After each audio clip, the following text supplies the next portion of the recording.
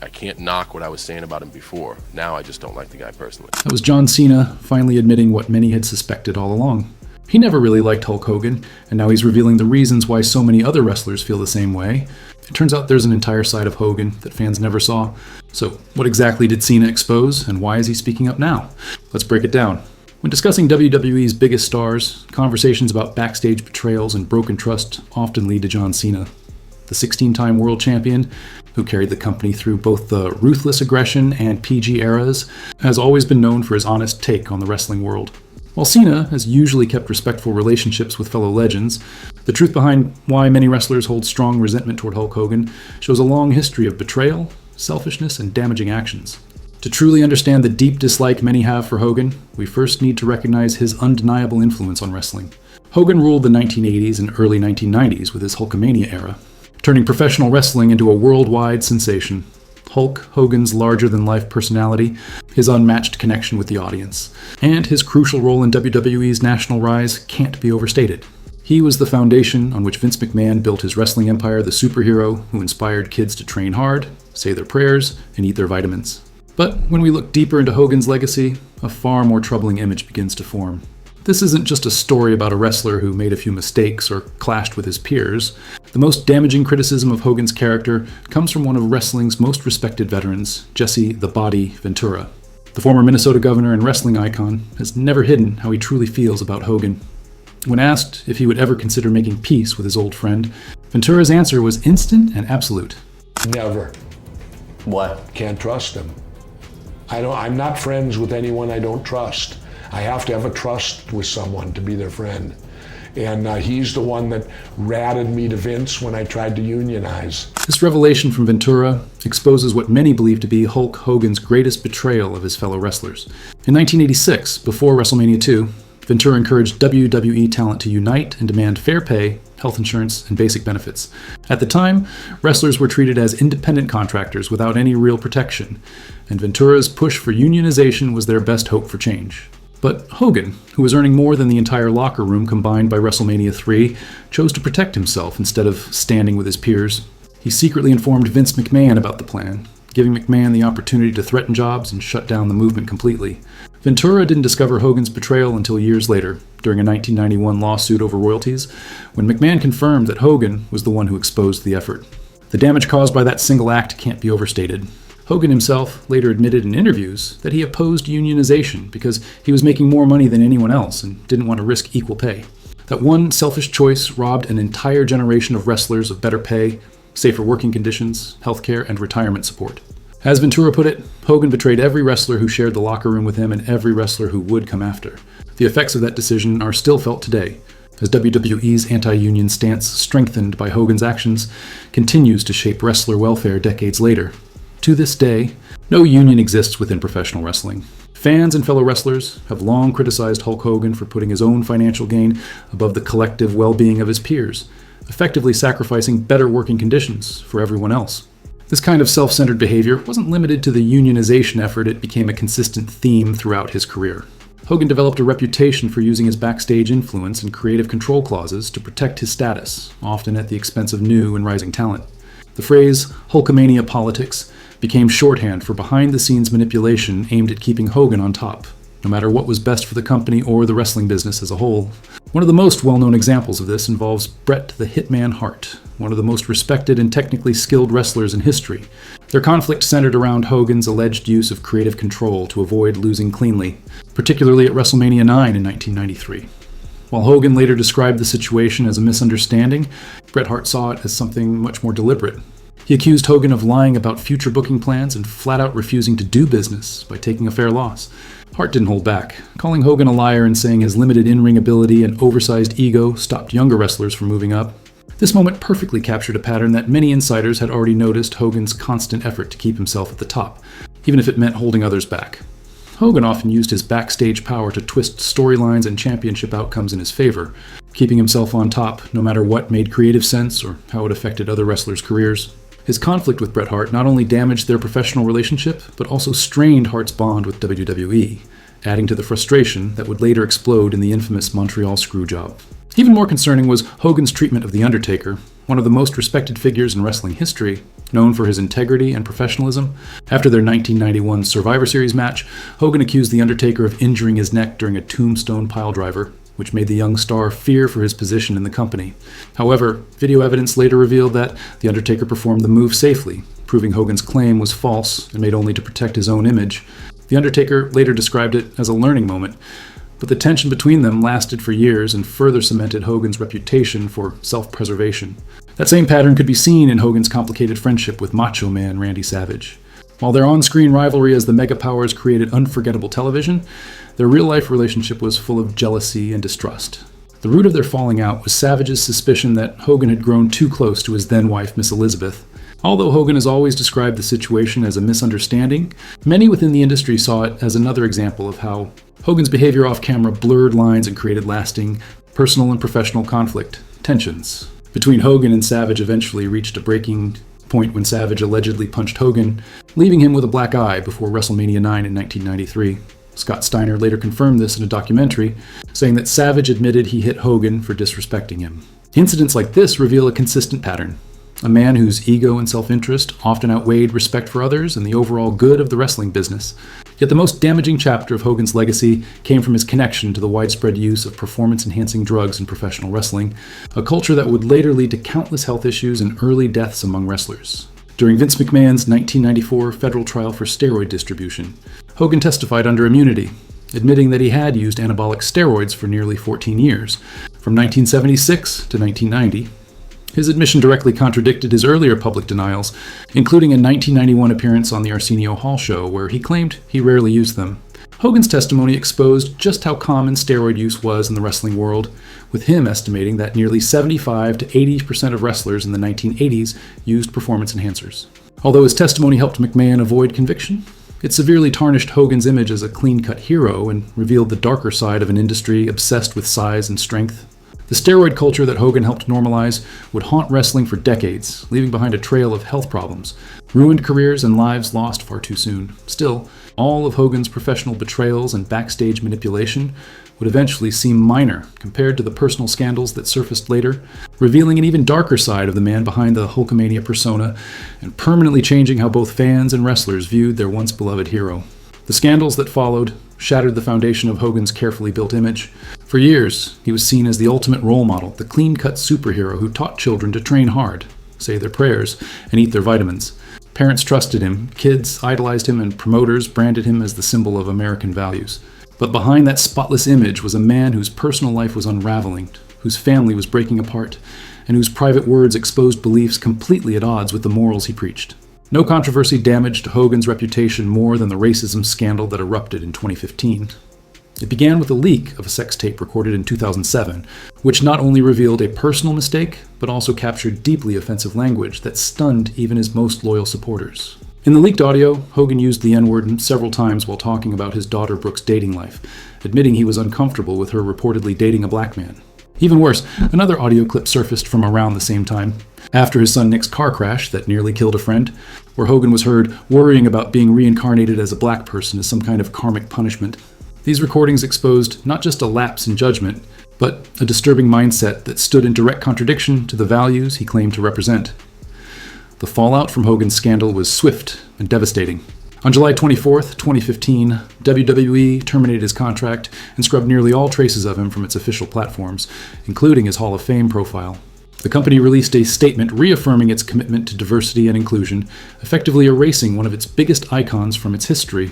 When confronted about his racist comments, Hogan tried to explain and to provide context, but his defense only made matters worse.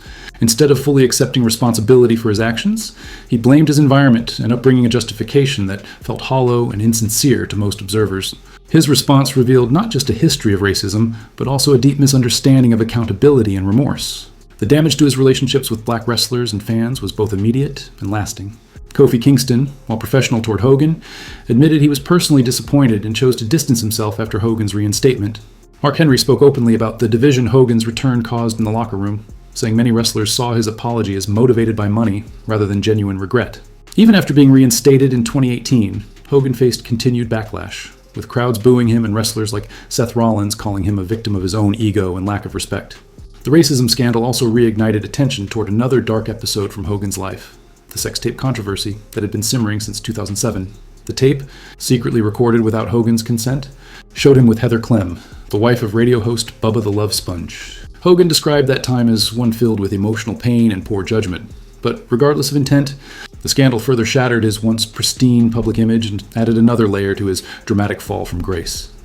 While Hogan's eventual acceptance of some responsibility was the right step, the circumstances surrounding the sex tape exposed deeper issues in his personal judgment and relationships. The tape was leaked in 2012 by Gawker Media, leading Hogan to file a $100 million lawsuit for invasion of privacy. The courtroom battle captured national attention and concluded in 2016 when a Florida jury awarded Hogan $140 million in damages. The case was later settled for $31 million, a decision that forced Gawker into bankruptcy. Yet behind the legal victory was another painful truth. The betrayal came from someone Hogan once considered a close friend, adding another layer of personal devastation. The entire ordeal highlighted Hogan's repeated pattern of poor decision-making and his tendency to trust people who would later exploit him. The fact that his racist remarks were exposed through this same tape created the ultimate public relations disaster, a perfect storm that permanently damaged his reputation. But perhaps the most heartbreaking part of Hogan's downfall was the collapse of his family life, especially his relationship with his daughter, Brooke. The Hogan family had been portrayed as close and loving on their reality show, Hogan Knows Best, but what viewers saw was far from reality.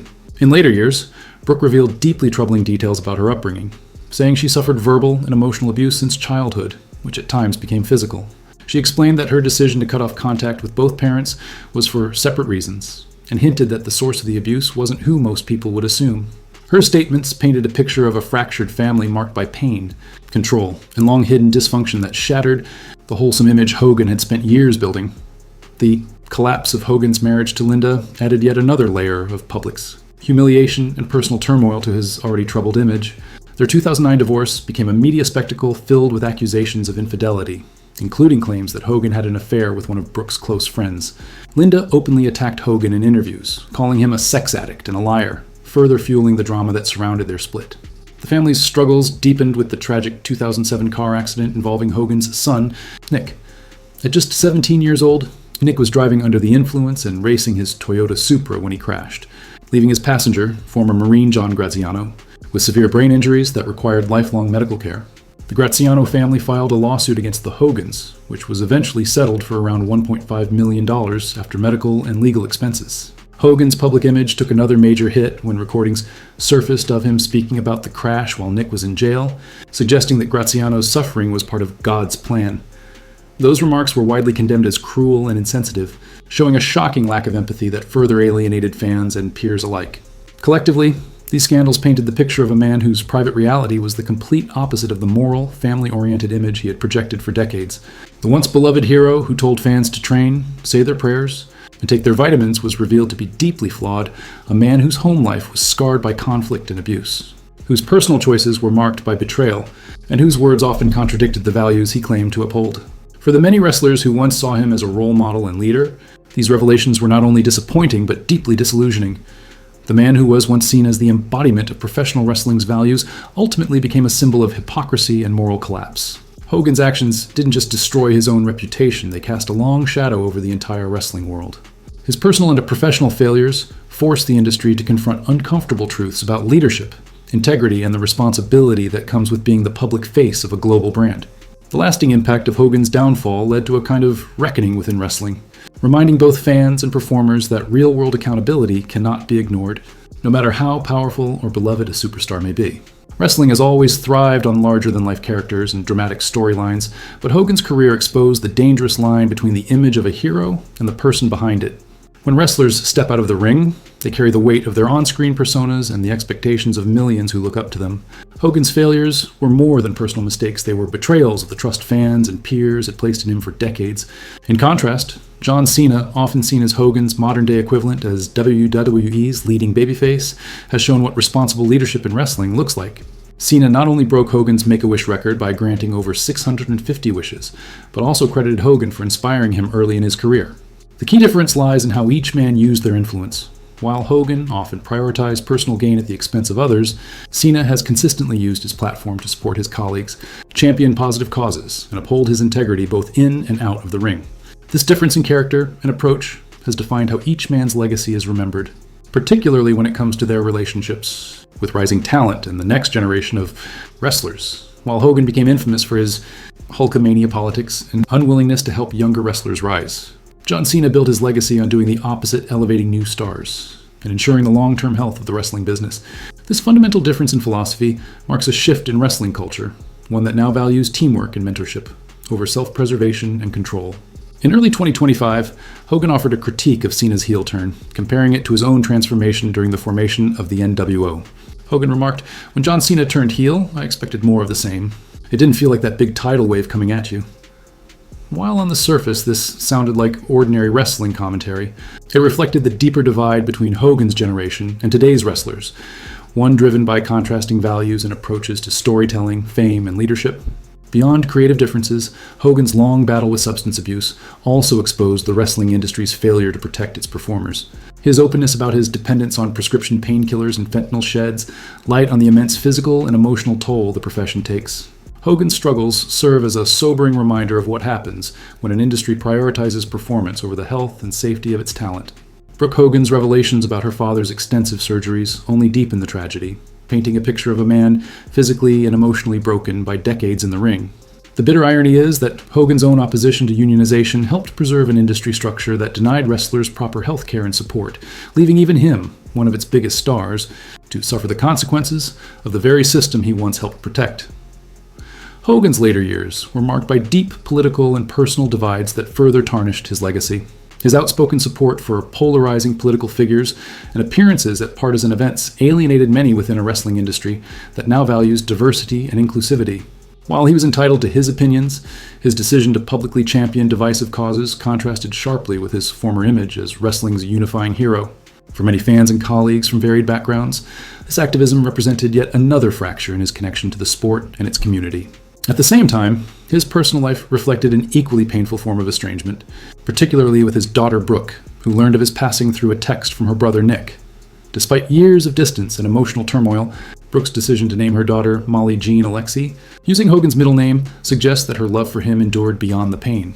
Their story encapsulates the tragedy of Hogan's legacy, a man loved by millions but unable to maintain peace in his closest relationships, whose personal flaws ultimately overshadowed the myth he created. When examining why wrestlers like John Cena and others harbor negative feelings toward Hulk Hogan, it becomes clear that their resentment extends far beyond personal dislike or jealousy. It's rooted in the recognition that Hogan's actions had lasting, harmful consequences for the wrestling industry and its people. His betrayal of Jesse Ventura's unionization efforts denied generations of wrestlers access to fair benefits, job security, and the health care protections that could have saved lives and prevented countless injuries. Behind the scenes, his infamous politicking, refusing to lose to emerging stars, and manipulating creative decisions stifled careers and fostered a toxic culture of ego over teamwork. Beyond the locker room, his personal scandals tarnished wrestling's public reputation, forcing the industry to reckon with its heroes' moral shortcomings. In response, modern WWE has emphasized wellness, anti-bullying initiatives, and diversity program systems that might have shielded earlier generations from similar turmoil. Yet, the same structural flaws Hogan's era exposed: absence of union representation, relentless physical demands, and a culture of self-preservation continue to linger today.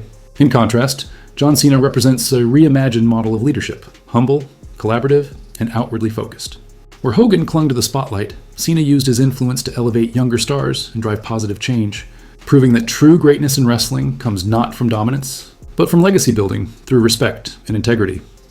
John Cena's record-breaking Make-A-Wish involvement stands as a testament to what true wrestling leadership looks like: an authentic commitment to the responsibilities that come with fame, rather than an exploitation of them for personal gain.